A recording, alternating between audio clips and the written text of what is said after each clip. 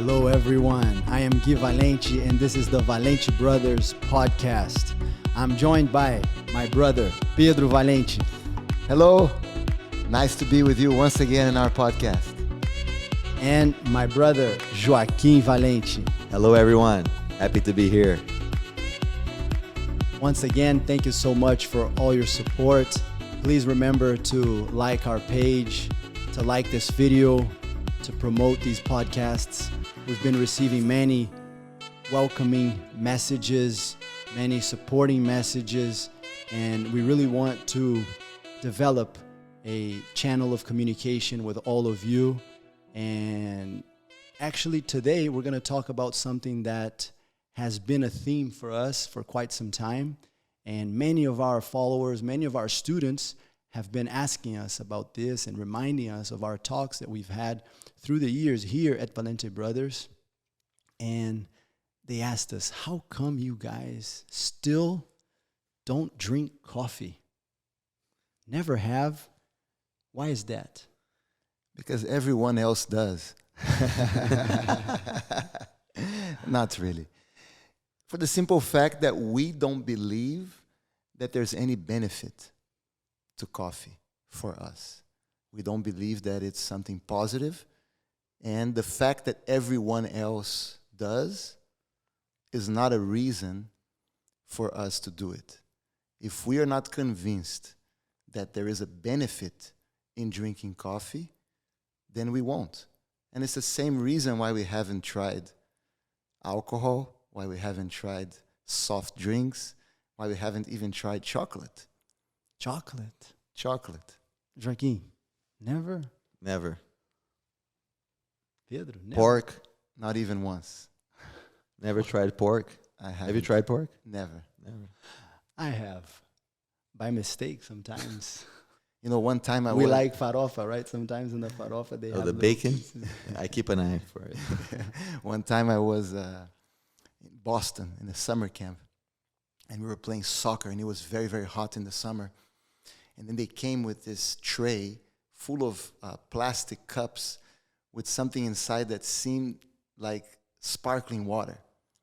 And I was so thirsty, and I grabbed a cup, and I took a big sip, and it was Sprite. It was a terrible feeling. That happened to me too. Yeah. But Pedro, you said that there's no benefits. Maybe there are some benefits. Yes, it's a controversial subject. Because almost everything has some benefit. Yeah, we have The to look at question the is cost benefit. exactly. Yes. So maybe coffee does have some benefits, but we believe that for us, the benefits do not compensate the negatives. Yes, coffee is a stimulant.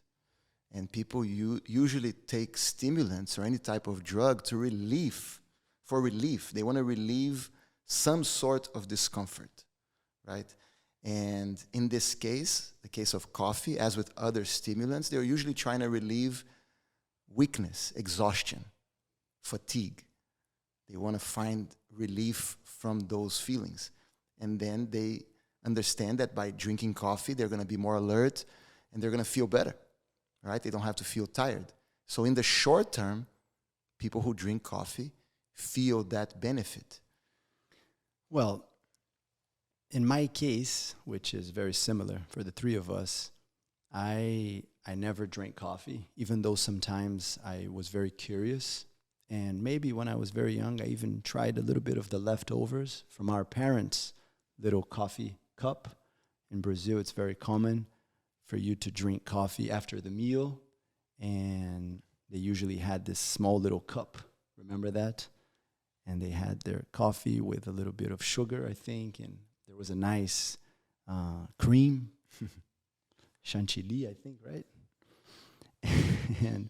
But our parents always... Like whipped cream. Yeah, whipped cream. But our parents always made it very clear that that wasn't for us, which is very difficult because especially when you're very, very young, you learn by example a lot. But I was not supposed to drink, and I didn't, and then, of course, as I grew older, then our parents were able to talk to us and explain, especially our father explained to us why, and that was something very particular about his educational method, giving us always reasons. And we have to also mention that our relationship with Hélio Gracie, who was like a grandfather to us, and of course, Hélio Gracie at that point was never drinking coffee and also did not like coffee. That was very important for us because that was our role model. But today, right, we live in a world where coffee is so common. Everyone pretty much drinks coffee. It's something that's part of even the Brazilian culture. It's huge. And if you Google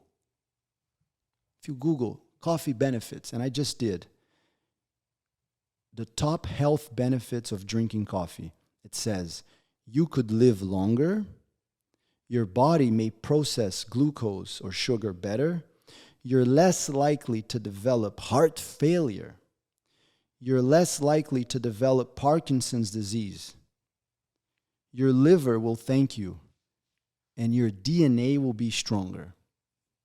So that's one side of the coin. The other side of the coin is that coffee is highly addictive. And as you said, our parents would drink coffee after every meal, after breakfast, after lunch, and after dinner, and sometimes in between. So we grew up watching them. And it was very difficult for them to stop. Our father never encouraged us to drink coffee. So that means that he knew it wasn't good. But he would always drink his coffee. So the fact that it is addictive and the fact that it masks a very important feeling, which is the feeling of being tired. When you're tired, you have two options. Drink coffee and trick your brain into thinking that you're not tired, but you're still tired. Or go into the root cause of why you are tired. What is causing your system to want to rest? And maybe you should listen to your body and rest. And after you rest sufficiently, then you shouldn't feel tired anymore. We believe in our philosophy that our bodies are made to work optimally in a natural way, without the necessity of mind-altering substances. We think that the natural state of the mind is ideal. And is coffee a mind-altering substance? Absolutely. It's a drug, it's a stimulant. And caffeine is a stimulant. Chocolate also has theobromine, which is similar. It's an alkaloid, very similar to caffeine, which is also a stimulant. And that's why why do people feel addicted to chocolate? Why do people feel addicted to coffee? You don't get addicted to a banana or to watermelon, even though it tastes very good. It has nothing to do with the taste. I like the watermelon a lot. I am a little addicted to that. But it's different. But it's different. It's not an addiction. And I think one of the main ways that we feel and we see this difference is that obviously, we don't tell our students to do anything, but sometimes they're motivated, and by talking to us, they ask, "Oh, you never drink coffee?" And let me try that because, I'm feeling that, coffee is not helping me, or I want to run an experiment on my diet. And you see that once they make the decision to stop drinking the coffee, that's when you see that how addictive it is. Correct. And that's when you see how different it is maybe from the watermelon. I really like watermelon juice. Withdrawals. Exactly. You're not going to have a withdrawal from watermelon. Headaches. A student, a good friend of ours, recently said he felt like his body by noon completely shut down. He had to find a place to lay down and sleep. So imagine a substance, as Pedro said very well, that causes that kind of influence, of that direct influence in your body. Impact. We have to really look at that and say, is this something that is helping me, or is this something that is actually taking me from my natural state? And we don't believe in being stuck to anything, being addicted to something. We like to actually challenge ourselves. If we feel we are addicted to something, we actually like to fight against it. We learned that from our dad and from especially Hélio Gracie, who did that throughout his life. Yes, and Hélio Gracie, he wasn't against coffee, but he didn't drink coffee. What do you mean he he wasn't older. against coffee? He wasn't against in the sense that they had their nutritional regimen, and it was not one of the substances that was to be avoided or that even was mentioned as, because there were substances in the regimen that should not be consumed, and coffee was not one of them in that nutritional regimen. So he would say, if you want to drink coffee, drink coffee. I don't drink coffee. I'm talking about Hélio Grace's explanation. Because he felt that he was already by nature short-tempered, and that coffee would cause anxiety in him and would accelerate him too much. And he was actually trying to always find peace of mind, to be calm, to be in a state where he could be balanced emotionally. And he felt that coffee would affect his emotions in a negative way. And he drank coffee in his youth, and especially before his fights. And apparently today, more and more, it is considered as a possibly enhancing substance before competitions for athletes. I think even Red Bull, if I'm not mistaken, has caffeine. Yes. Yeah. Right? And athletes drink that a lot before competitions. However, we must remember that many times what an athlete, competitive athlete, does to enhance his performance is really not the healthiest. Quite the opposite many times.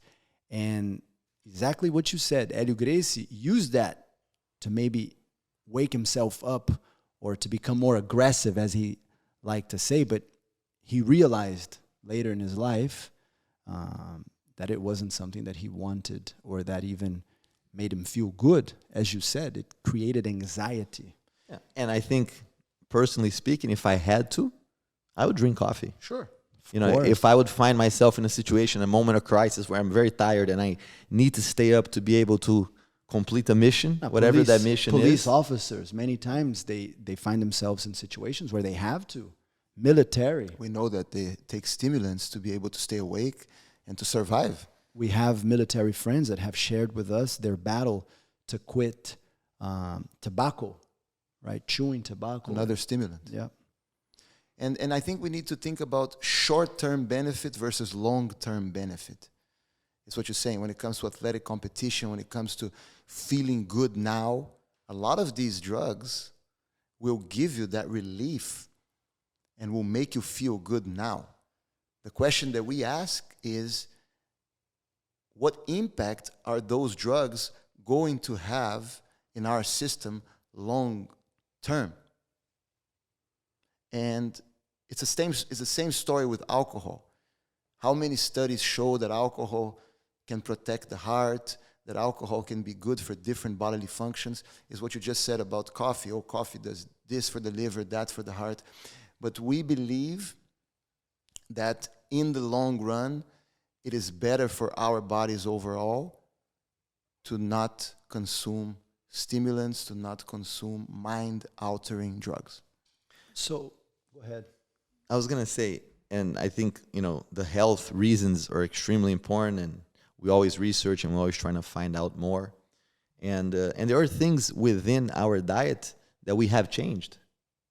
There are things that we have seen and we said, you know what, maybe we should stop doing this, stop doing that. Through study. Through studies, through our father who was a doctor and was always very engaged in the nutrition side of, you know, health and of medicine.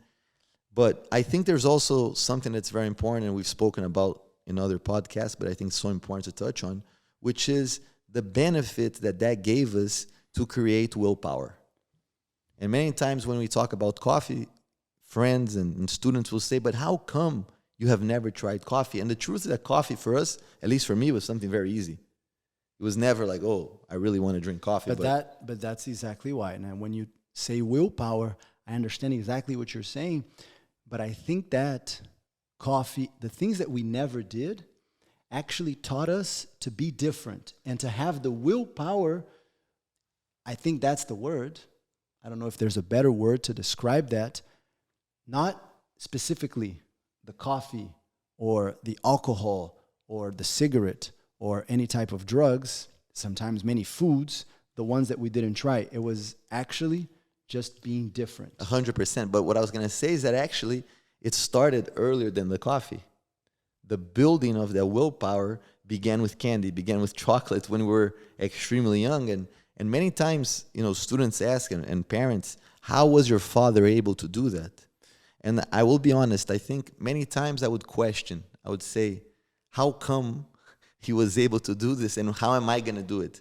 The great thing is that I have two great older brothers that are already, fathers, and with the help of great moms, we can see how it's being done and it's working.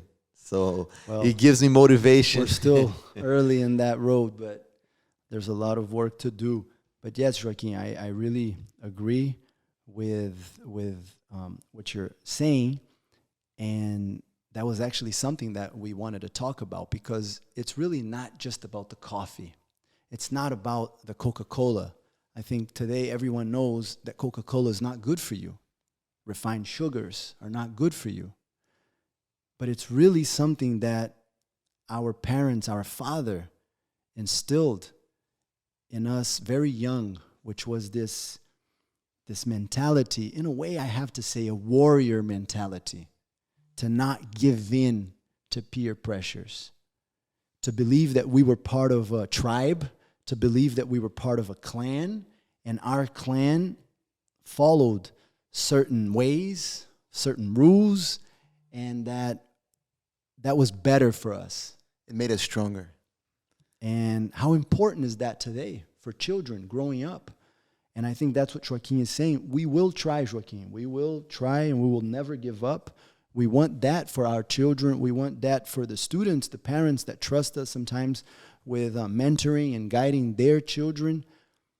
How to fight against all the negatives, all the peer pressure, everything that's going on. Vaping. Every kid now, it seems, is vaping, using drugs at such an early age. When it comes to children, we think that's completely wrong. And the question that we must ask ourselves as parents is, are there pressures that we want our children to be able to resist? Are there pressures out there? Pressures coming from media, pressures coming from friends in school, pressures coming from society in general. Everywhere. Are there pressures? So most parents are going to say yes. So the next question is, how do we give our children the tools that are necessary to resist these pressures? How do we make them win the battle against those pressures which were very strong? And they were very strong in our lives because we didn't grow up in a farm. When you said that we never tried candy, we never tried chocolate, we never tried Coca-Cola or any soft drink. Well, candy depends what candy you're talking about. Unhealthy candy. At least when I was a kid, I never tried candy. Yeah. When I was a child, right? I had holes already. Yeah, is that candy? Maybe. I don't know. I never had it. But I've tasted gum in my life. Okay. I haven't. But but the point is that no chocolate, no candy, no soft drinks. How is that possible?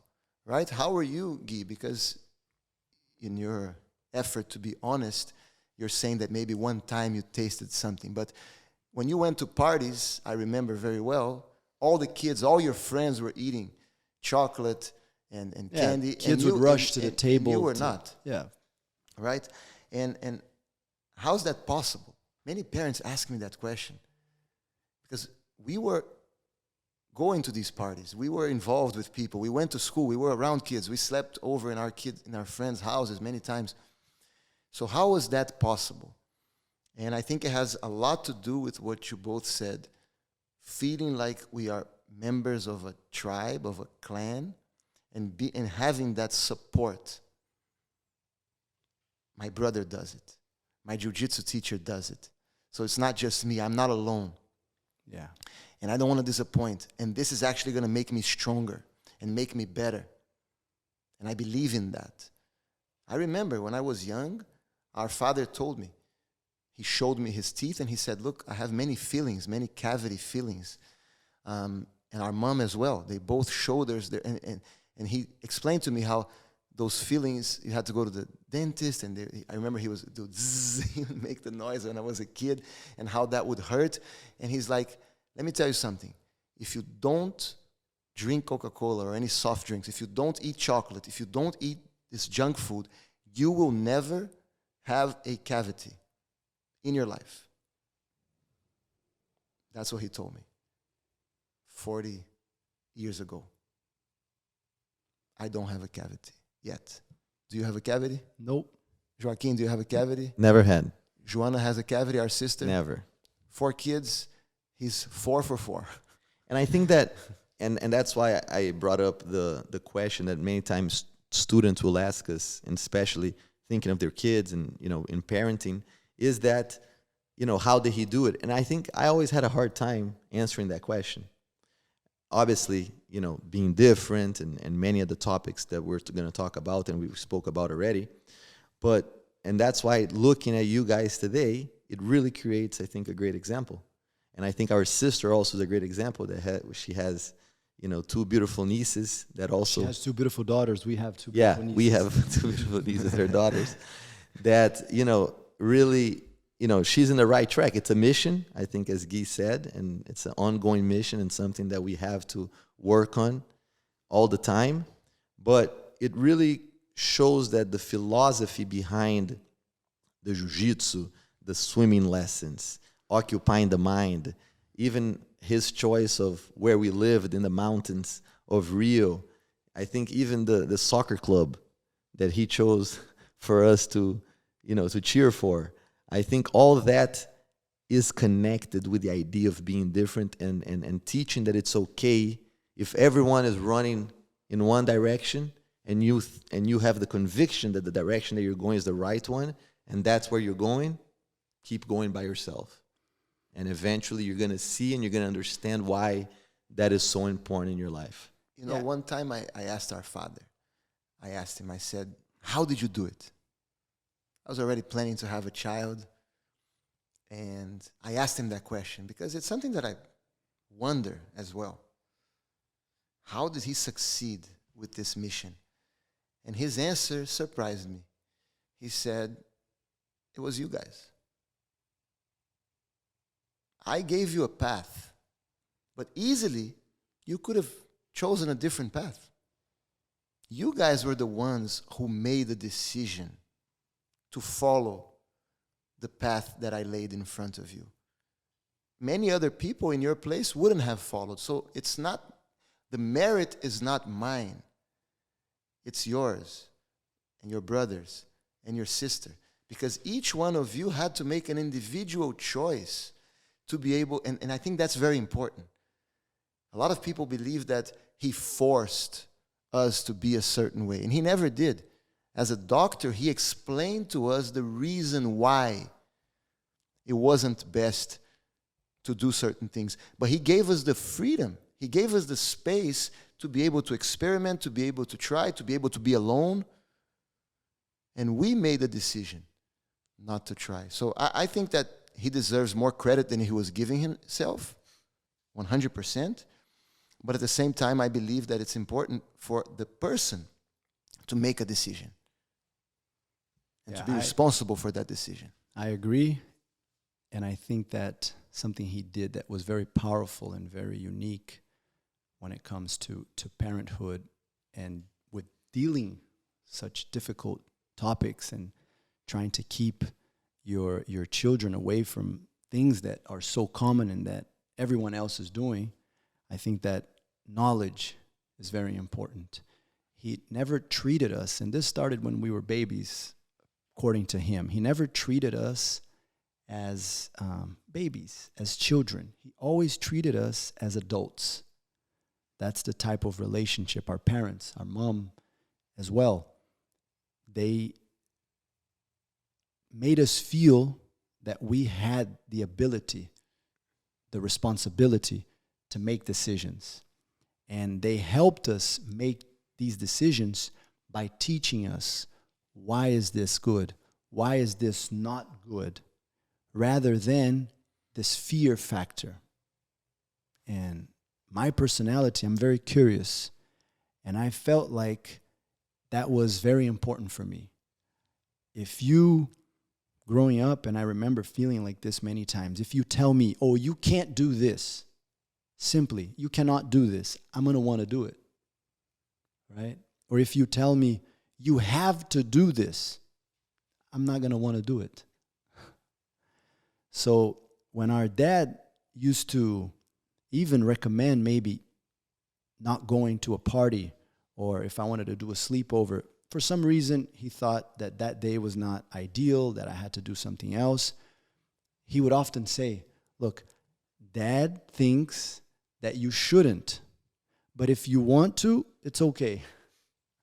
That was very common for us too. And he applied that, I think, to so many different things, right?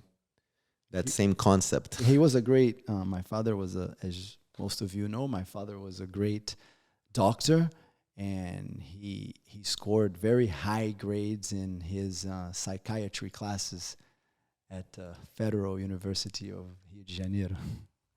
So he had many skills, I think, when it came to mind training, and it was very beneficial, because I think when you teach someone the reasons why you want them to do something, I think that you really diminish the possibility of living a illusion, right? We've seen that too.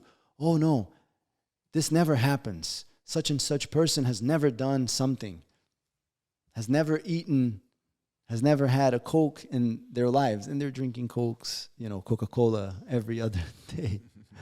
So it has to be through knowledge, and it has to be through constant communication.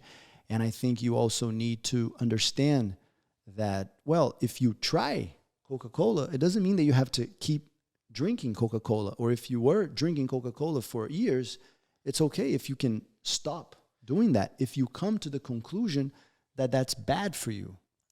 Yeah, and I think it's very important that we never use this as a way to signal virtue.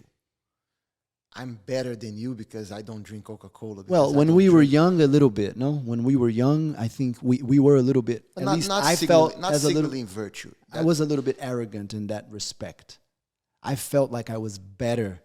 I'm talking about kids, children. Sure. One thing is to feel like you're better in the sense that I'm doing a better job for my health than the next person, right? And I understand as a child, but now I'm talking as an adult about what we're doing right now. We should not use this as a way of signaling virtue, because now that we are adults, we understand that this doesn't make us better than anyone else. Of course. Right? As human beings. What it does, number one, it protects our health. So we believe that, and this is a choice that we make, that longevity is important, not in the sense that we want to live long lives, even though we want to live long lives, but it's not about that. It's about the quality of life that we're going to have as long as we live. Right? We want to be as healthy as we can so that we can feel as good as we can. So that's one side. But the other side is that, as you said earlier, it strengthens our minds. It strengthens our willpower, our ability to resist our desires. We want to always be able to do what we believe is right. And by this idea of being different, not being different for the sake of being different, but being different when you feel that what everyone else is doing is not positive, is not good. This is extremely important, because it's the only way that you're truly going to be free. And freedom is very important for us. Independence, freedom. How can you be free if you are always influenced and always going to base your decisions based on what everyone else is doing? So the only way you're going to truly be free as an individual is if you can make your own decisions. And in order to make your own decisions, you need to have the confidence to be able to go against the majority. And that's something that we learned from a very young age, and I think that's the benefit of this idea. And I try to give this to my son today, where I explain to him, I say, this is how we do it. We're jiu-jitsu fighters. We're the Valente family. We eat like this. We are not the same as everyone else. And that gives him confidence. I feel that at 4 years old, he already feels that confidence and that pride in his actions, even when they're different than all his other friends. But it's not a taboo. right? Do you feel it's a taboo? Did you feel it was a taboo for you? No. Because I remember a story. I think one time you were maybe feeling a little sick when you were very young. Did this ever happen? And our father recommended that you had some Coca-Cola? Yes. Tell us about this story. Yeah, so we were... I never heard the story. Yes, this really happened. We were far away from Rio. We went to this club where my father he had horses, and I think I ate something that didn't make me feel good, and I started having nausea and not feeling well and having stomach ache. And our father said, have some Coca-Cola as a medicine so that you can feel better. And I refused. I would not have it. And in a way, I think he was happy. He was proud. He wanted me to have it, but then when I was so strong about I don't want to have it, because it was important for me, and I think our experiences are not exactly the same, the way you experienced it and the way Joaquim experienced it. But for me, the idea that I wouldn't be able to say it right now like I say it proudly, you probably noticed. I never had it, right? Coca-Cola. Coca-Cola. I never had Coca-Cola. And so that kind of makes me feel good.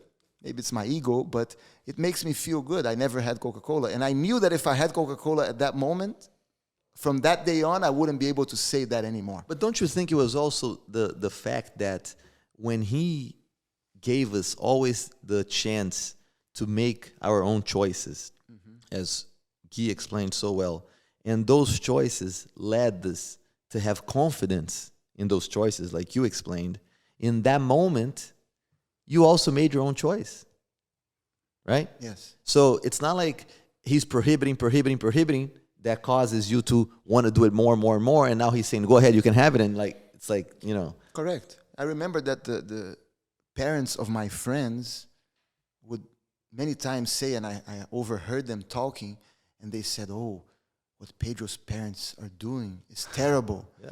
Because we grew up with kid, this. This kid is, what's going to happen? One day he's going to rebel against this, and he's going to want to do all these bad things because they are, not allowing him to be a child. But it wasn't like that. It wasn't like that. And that's very important. That's very important because it could happen if you prohibit Easily. it, if you create a taboo, Yes. then it could go bad. And our father at that point, actually, now thinking about what happened in this moment with the Coca-Cola and him wanting you to drink the Coca-Cola, it's very similar. And going back to coffee and going back to so many other substances, it has a benefit.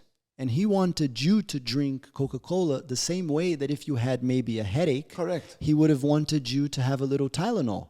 He wanted the pain to go away faster. And I think that day, he said, okay, have this tonic water. Tonic, you know what tonic water is? Yeah. In English, is Agua it the same? Agua tonica. And I'm not It's sure. like it's sparkling, no? Yeah, and he said, okay, and I had that. Because the name, agua tonica, tonic water, I tried it. And I remember it was the worst taste that I've ever had. Because I'm not used to these. That's something that people don't understand also. If we have coffee today, if we have chocolate today, Yeah, we don't like it. if we had Coca-Cola today, we're not going to like it. Because these are unnatural tastes. Shouldn't you try it to challenge yourself, maybe? Why? It's not good for me. If you convince Have a me little that I'm wrong, chocolate. if you convince me that I'm wrong and that coffee is good for me and that I should have it and that's going to make my health better, I will have it right now. Yeah. But what I'm saying is that I'm probably not going to like it. But if you like it, then would you have it? Just because I like it? Yeah. No. Got it. And that's something we learned also, that we should not eat based on taste. It's great to enjoy food. Yeah. And we should enjoy our food because it's actually healthier when we're enjoying it. However, the most important reason to consume any type of substance, food or drink, should be your health. At least that's how we learned and that's how we were trained. Just like with a machine, right? You choose the best fuel for the machine, for an auto, for a car. And that's the same Now, with our diets. It's interesting because, I was just thinking in my head of the youth and the story in the horse club and all that. And we grew up having friends in school. We grew up having friends, in jiu-jitsu, and friends that would come to our home. But in school, obviously, this is the place where we spent the most time. And at least for me, and I would like to hear both from Gui and from Pedro, their experiences, I believed in this so much that as I grew older and I started to see my friends make different choices, and these are very close friends that I used to go to their house on the weekends. They used to come over to my house and experience many times, the nutrition that we followed and drinking the juices and the smoothies and all that. When I saw them starting to drink alcohol, when I saw them, starting to do things that were different and that I believed that maybe they would be motivated through me not to do, it really upset me. It made me really, really sad. And I started to try to, in a mission, to convince them not to go in that direction. And looking back today, I could see how I was very annoying in trying to convince them not to do this. And I remember that I had a very close group of friends that started all the way from first or second grade all the way to 6th or 7th grade. And in 7th grade, they started drinking alcohol. And at that point, they all left me. And at 7th grade, I basically lost all my friends. I remember there was a trip to go to, these islands close to Rio. And they all went. I used to go with them, and they all went, and they didn't invite me. And I knew why. I figured out. I was telling them not to do something that maybe they knew or maybe they didn't know if it was right or wrong. And at that moment, they chose not to invite me. And, I was sad. And I remember going home and telling my dad, I said, these guys, they went to this trip. We were having lunch in the lunch table in my house. And I told him, look, this happened. And he said, it's your mistake. And I said, why? And he said, because this is a philosophy that involves so much. It's not only just not drinking the alcohol. It's the training of the jiu-jitsu. It's the exercise classes. It's the swimming classes. It's your older brothers. And by you trying to have them do the same as you, they would have never been able to do it. And maybe they're not even interested in doing it, and their parents are not interested. So you have to allow people to make their decisions. You have to allow people to be able to live life the way they want to live. Now, if someone wants to learn from you, if someone wants to be motivated and now they want to train jiu-jitsu, they want to improve their health, they will do that. And that was a big lesson, because at that moment, I started making new friends and great friends that I keep until today. Many of them come to Miami and they train. And it really changed the way that I approached this.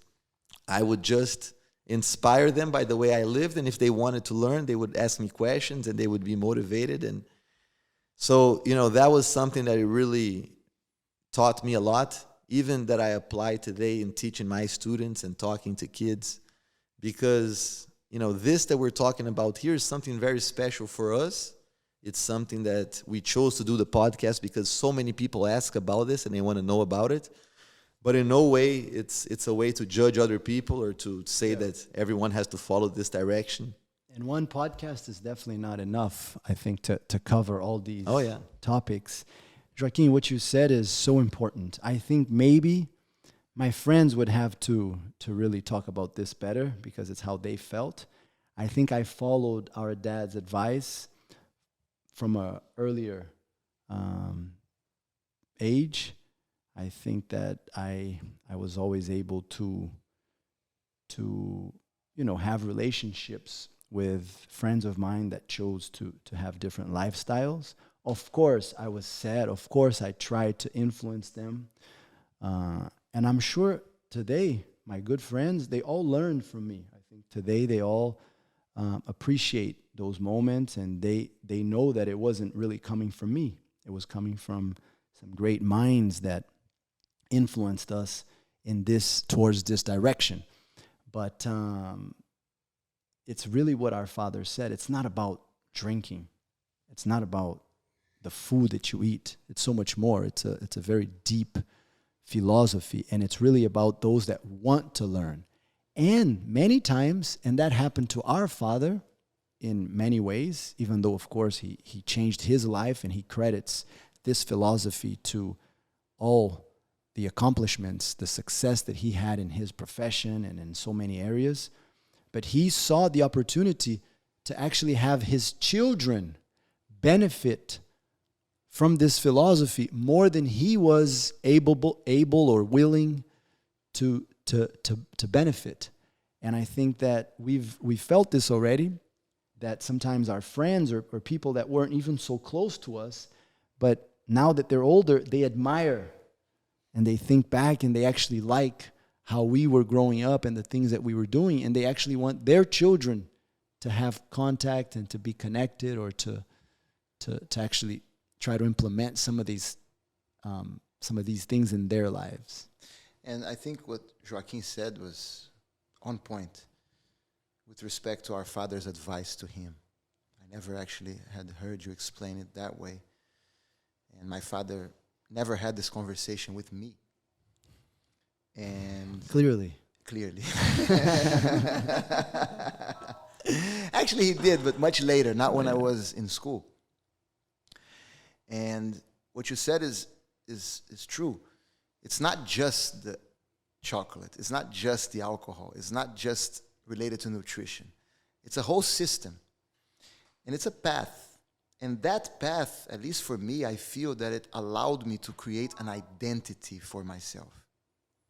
I think it's very connected to my identity, to my self-image, to how I see myself as a human being, especially when I was younger. And I remember that it was extremely difficult for me when my friends, it's interesting you both said that, and I remember this clearly, when my friends started drinking alcohol and when many of my friends started smoking weed. And that happened around 7th and 8th grade. And I remember actively trying to convince them not to do it. And I was very passionate about it.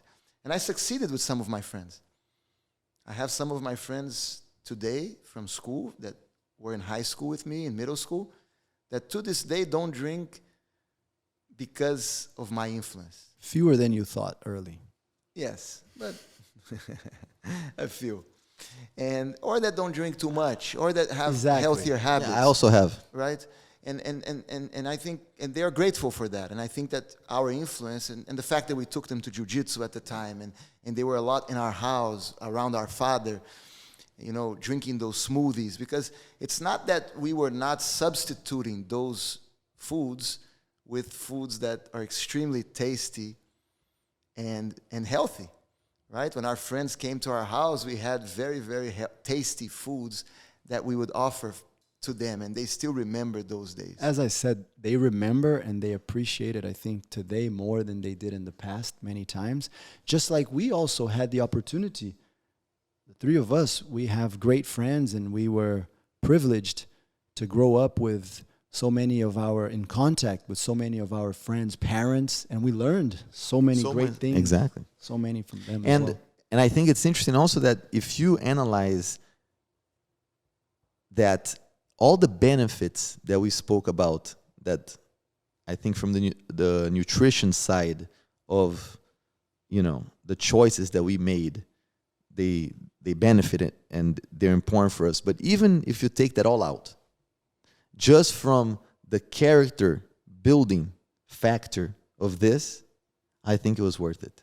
Yes. Obviously, we believe. That's the most important part. Exactly. Because when I look back, I think this helped me to be able to go through so many challenging moments in my life. You know, even from things that we spoke about here, home invasion, the divorce of our parents when I was still young.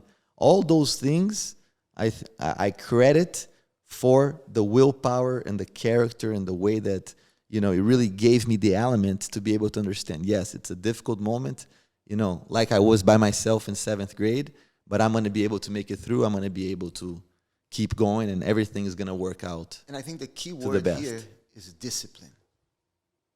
Yeah. Is learning discipline. And that's so helpful, because many people, they ask me when I tell them, oh, I never tried Coca-Cola. They're like, is it really a big deal for a child to, what's the big deal? Come on, you're being too extreme, too radical. And if you only think Of that element, yes, there's no problem. They might be right. But it's the discipline that comes with it. The discipline to stay true to a principle, to believing in something and sticking to it. I think that's extremely important. Joaquim also touched on something that I find to be very, very important in this whole dynamic, which is the family. Joaquim said, you know, as our dad was giving you the advice, actually it was something that came from our dad because he experienced it. Maybe for them, for their parents, this is not important. Maybe it is a tradition Correct. to have wine. Sure. Maybe it is a tradition to experience even other substances. And if you want, for those that want to change, you have to be willing many times to break family traditions, right? And it's very difficult. How many times have we, even in our family did not learn this, and it was a big family too, right? After every meal, when we were young, many members of our family, they had certain alcoholic drinks and smoking cigarettes. Yeah. And, right, we know that today it's very common for many people to believe that certain substances are good. So it is something that you have to, if you want a change for your life, you have to be even willing to break away from certain traditions that are a big part of your family. And that's something that I think is another benefit of this discipline that we developed. Because we are able, I believe, to break any tradition if we decide that tradition is harming us. And our father was so humble, because he, you know, our father was a very proud man and very strong character, but he made us as his children, and we know how much he controlled. He liked to control, right? He used many good tactics, but he believed that Hélio Gracie, another man, could have such a positive influence in our lives. And that taught a lot to us. It taught that, yes, many times you have to look at other sources. Yes, because he understood also the importance of the example. And many times he couldn't give the example because we know that it's difficult for people that have the habit of drinking, the people that have the habit of drinking coffee to suddenly stop. These are addictive substances. And I think our father, he felt that. He felt how difficult it was for him to give those things up, and he didn't want us to be trapped like he was.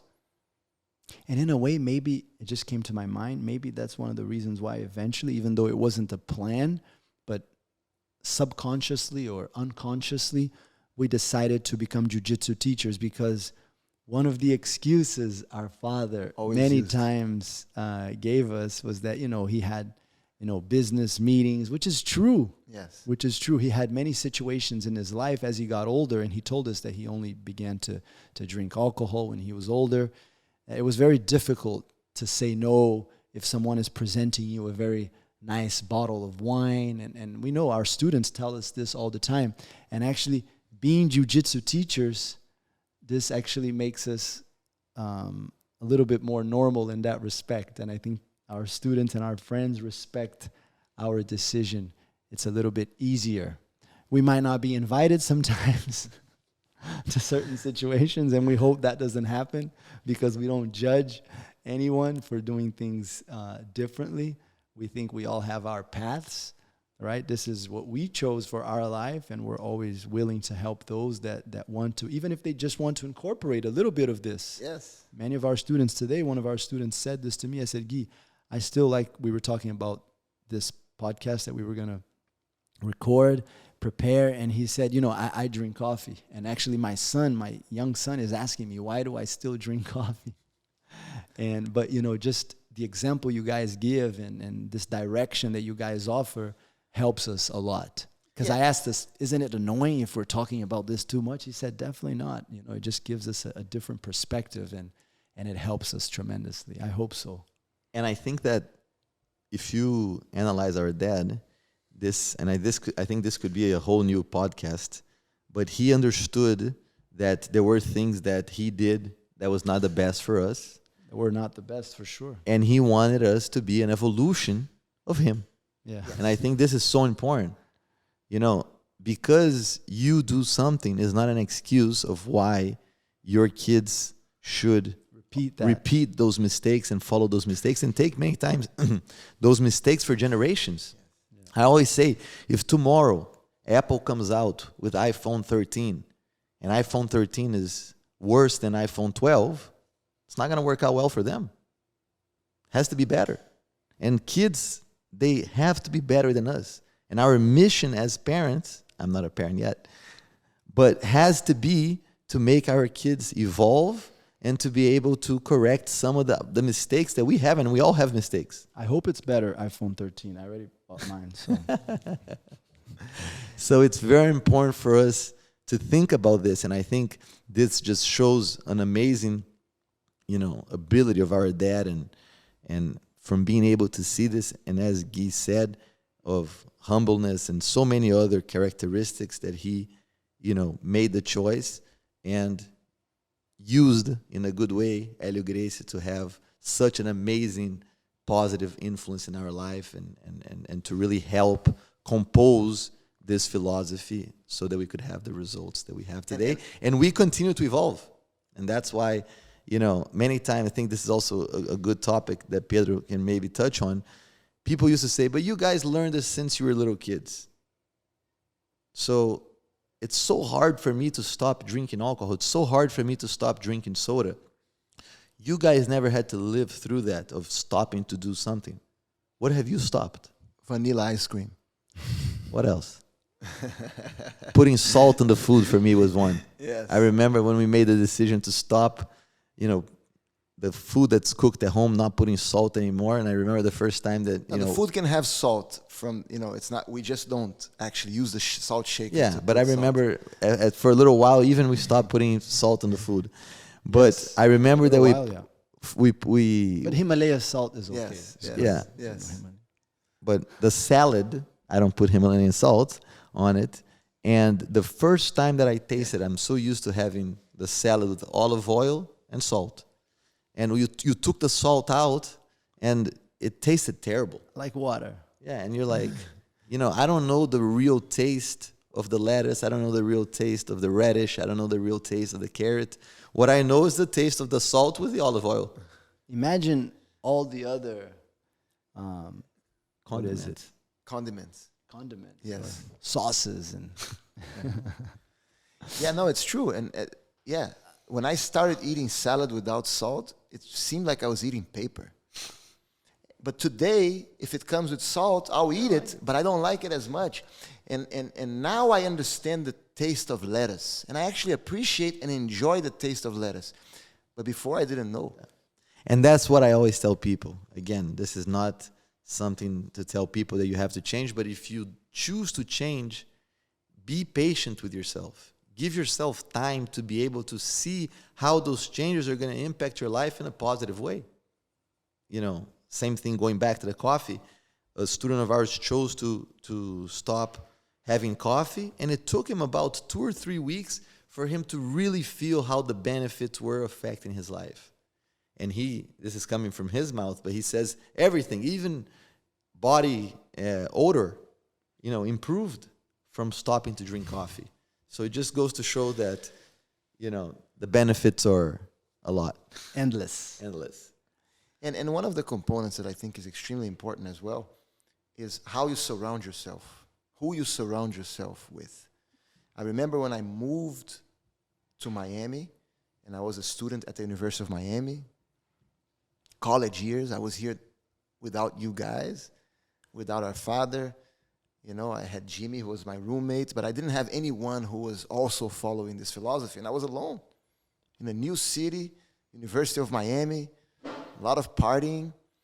And it was more difficult to stay true to the philosophy than when I was in Rio, surrounded by my family and everyone else. And so many of our students, parents mentioned to us how important that is. We all felt this. I think you felt it even more at the University of Miami because you were by yourself. You were the first one to come here. But how difficult it is for young adults at that point to move to a completely different place and have to experience that. Yeah, and I was going to parties. I was living in the dorms. But what did I do? What was my strategy? I found a wellness floor. But you were prepared for that battle. Oh, yes. Yes. I spent 1 month in Hélio Grace's ranch preparing for Your that. whole life. My whole life. Correct. Since what Joaquim said, since the parties when everyone else would run to the table and, you know, And people fight, tried to influence no, you. It wasn't easy. Yeah. It wasn't easy. Have it. It's okay. You should have it. Oh my God, yes. Now it doesn't happen because people understand who we are. But back then, I had to deal with that so much, and I resisted. And part of what I did also is try to surround my friends.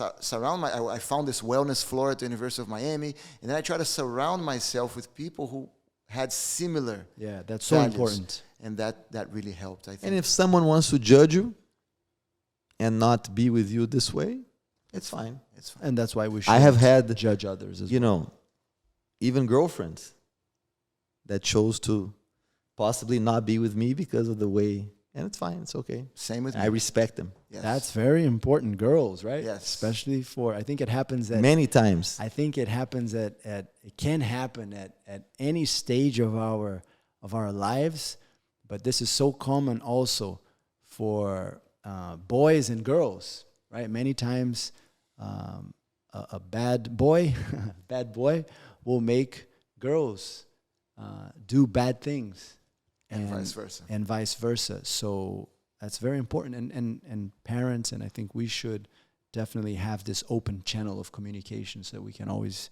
try to help as much as we can. But it all starts from a very young age. And I have to share with all of our friends a story that happened actually recently.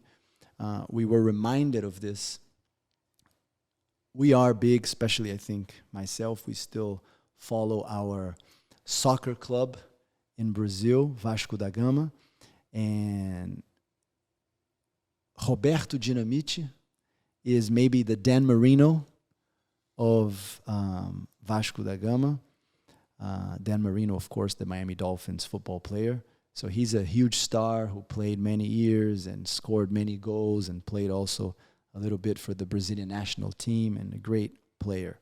And when he was in his prime, our father was actually vice president of this soccer team and also in charge of the chief doctor and the medical department of the team.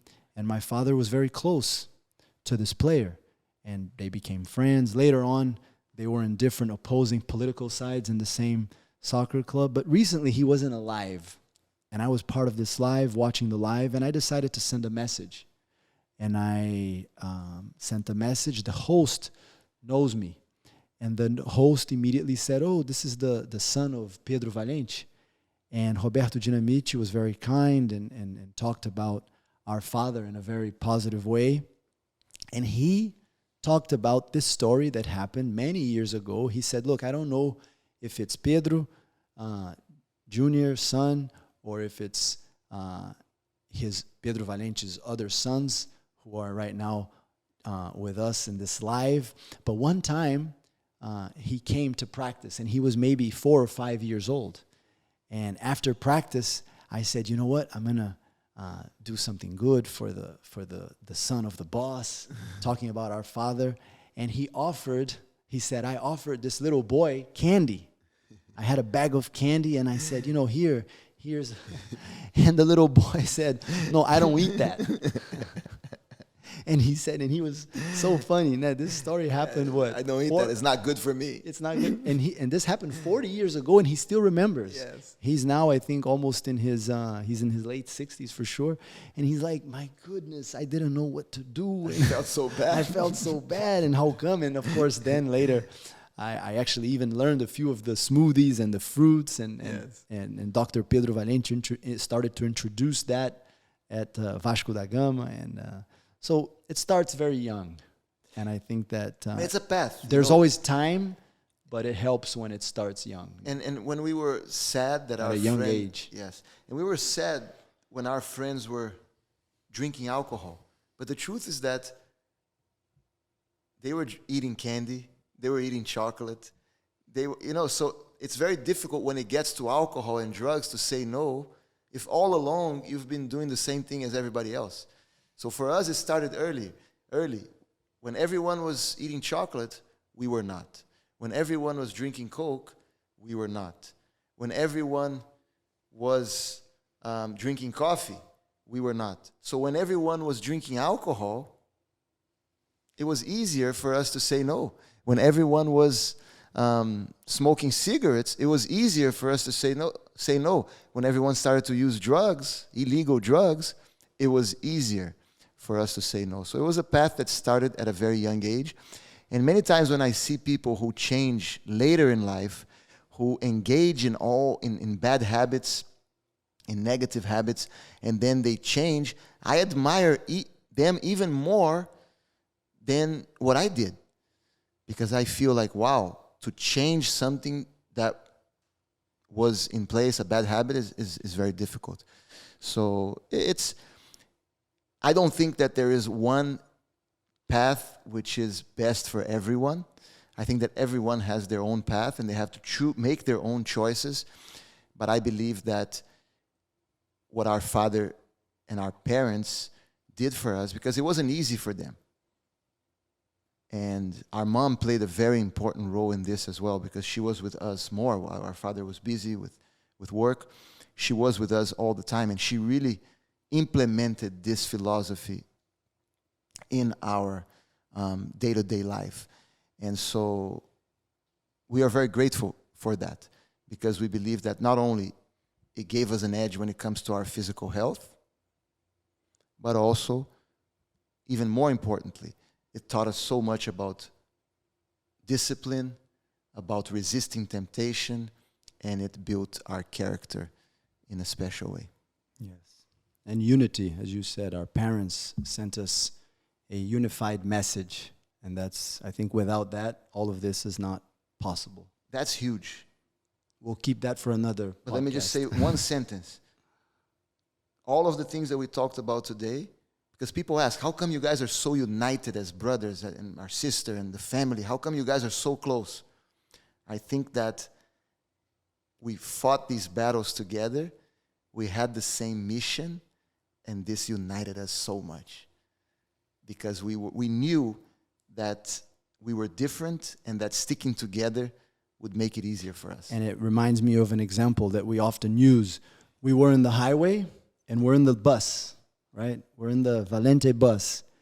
And sometimes there are exits, but we choose to stay on course. If someone wants to jump off the bus and get on a different exit, that's fine. Yeah. But, slowly they go in a different direction. Yeah, I guess we're not all in the same bus. I guess we're all driving our own cars and we're following each other. But we all have the steering wheel, meaning that if we want to exit, we can exit. Yeah, that's a better example, or nicer, because if you jump off the bus, you might not even in the middle of the highway.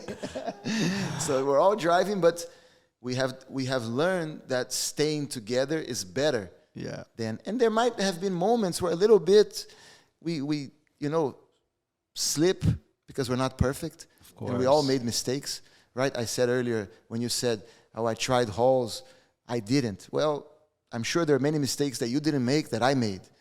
So it's not about being perfect. It's about having the discipline to make good decisions. Yeah, and understand. And that's why I mentioned the story about the Coca-Cola. It's not about a taboo, I can't do this. It's why, and why you shouldn't do it. So, great conversation. Great talk. I hope we answered some of your questions. Please continue to send us comments. It's very important that you leave us a like. Some of our students also ask us, we don't see your videos on YouTube. We never have them in our feed. Apparently, if you don't like, if you don't comment, if you don't engage, subscribe. Of course, if you don't subscribe, that's step one. But even if you're subscribed, if you don't engage with the video, We're not specialists in social media, but if you don't like, hit the little positive button. If you didn't like, the negative button. But if you don't comment, YouTube sees that as you not being interested, and that's why they don't show it to you in your feed. So that's very important. Anything else? No, it was a great conversation. And also, if our friends have any suggestions of themes for our podcasts, please, we would love to hear from you. And we would love to, because we're doing this for you.